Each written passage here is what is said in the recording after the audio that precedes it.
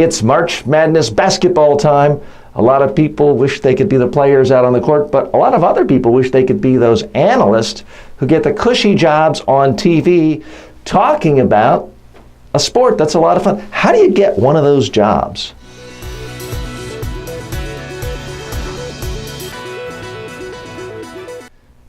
So there have been a number of stories lately how Coach K of Duke is not the most successful coach as far as having stars in the NBA, but he is the most successful coach, and Duke is the most successful team as far as having their graduates get nice on-air broadcast jobs. Here's a partial list of some of the Duke players who have made a nice living as broadcast analysts for basketball. Jay Billis, Grant Hill, Jim Spinarkle, Mike Jaminski, Jay Williams. What do they all have in common? Here's one thing. None of them majored in broadcast journalism or communications. Now, folks, I'm in the communications field. I teach people communications, but I have to tell you, I have a very low opinion of broadcast journalism degrees and communications degrees. It just so happens Duke doesn't give those degrees, and yet all of those people have become wildly successful and disproportionately successful in the field of on-air broadcast analysis, especially in basketball. It's not from majoring in things like communications or broadcast journalism. Typically, all of these players majored in real subjects that had some academic rigor to it. So they learned how to think clearly. They learned how to write. They learned how to express complex opinions. That's what's helpful. Now, all of them also benefited from the fact that they played basketball at a very high level and were in the media constantly as players doing interviews. That's a great background to be an analyst in any position whatsoever. But they also went about this in a methodical way. Now, I hope this doesn't sound like name dropping, because believe me, none of these people know I exist. I'm not friends with any of the Duke players. But it does just so happen that I was at Duke the same time as some of these players. And I well remember an evening in, it must have been 1982. I was a sophomore. Jay Billis was a freshman. And somehow we ended up on a triple date together. There were 3 other women. Me, Jay, and one other guy. And believe me, we weren't in the same social circles. Jay was cool and I wasn't. But anyway, this was the one time I ever had any encounter with him. And all of the women all evening long were just asking Jay questions. Every eye was on him. And someone asked him, what are your career plans? Everyone assumed he would say, well, I want to be a professional basketball player. No, that's not what he said. He said, I want to go into broadcasting. And even then, he had an incredibly rich, deep, resonant voice. And he had a plan. It was something he'd thought about, something he'd researched. He was planning his internships. And he was 18 years old. And this was 34 or 33 years ago.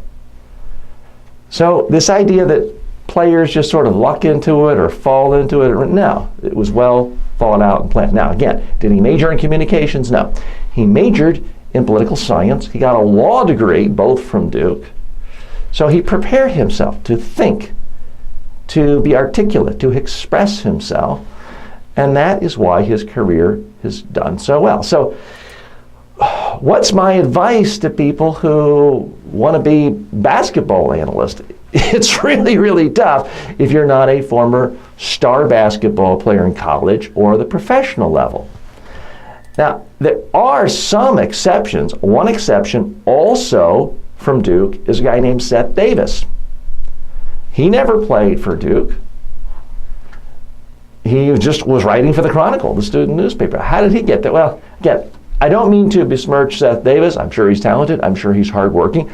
But his father is incredibly rich and famous and powerful. His father is Lanny Davis, former general counsel in the Clinton administration, and someone who's on TV, cable news constantly, and certainly knows the ways of media and is widely connected. So I'll be honest with you, I don't know how you get to be a basketball analyst on broadcast TV without either having incredible connections or being a star basketball player in college or pros.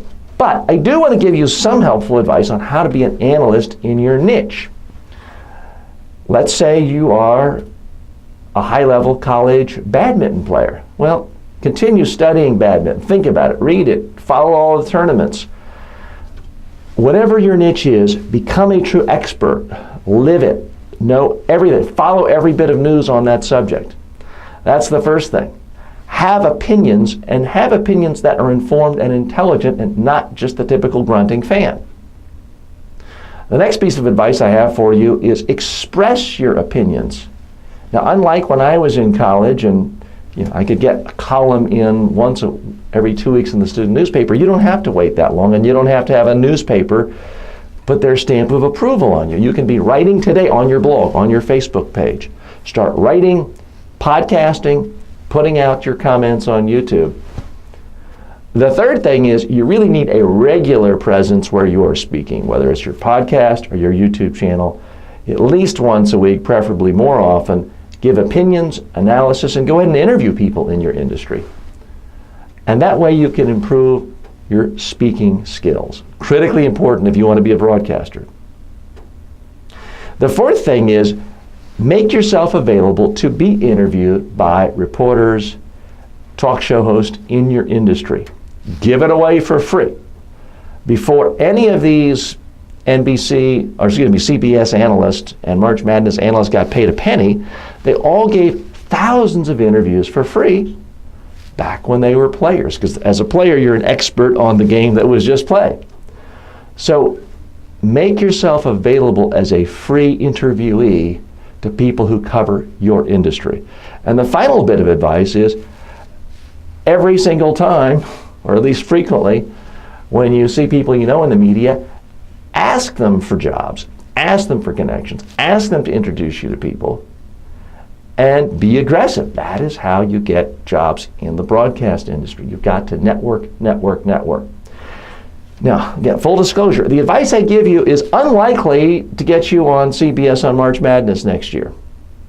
But it might get you on Channel 57 of ESPN for the badminton tournament if you do all these things for your niche of badminton. It might get you on Fox Business News if your niche is stock picking. It might get you on E if your particular niche is fashion and fashion commentary. So these tips will help you, and maybe it's not network broadcast TV. Maybe it is a website that has live video streaming that has a huge audience. That may be more significant in your industry, but it's a medium where you are seen speaking. Follow these tips and you can become an on-air analyst for your field. Remember, folks, it's not luck. It's not happenstance. It is focus, often for years and even decades. That's what it's about.